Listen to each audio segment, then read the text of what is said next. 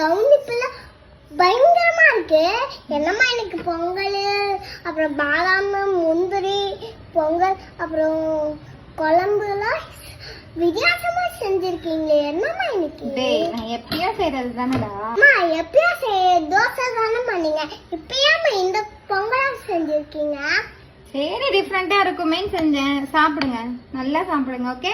இல்லையே, எனக்கு ஏதாவது டவுட் வருது. அப்பா அப்பா அம்மா அதை பெருசா பிளான் பண்றாங்கன்னு நினைக்கிறப்பா. அதனால நீங்க பயப்படாம உஷாரா இருங்கப்பா. சரியாப்பா? மாட்டிங்காதீங்கப்பா ப்ளீஸ்ப்பா. சரிடா. டேய், பொங்கலை பண்ணி கொடுத்ததுக்கு உஷாரா இருக்கணுமா உங்க அப்பா உனக்கு?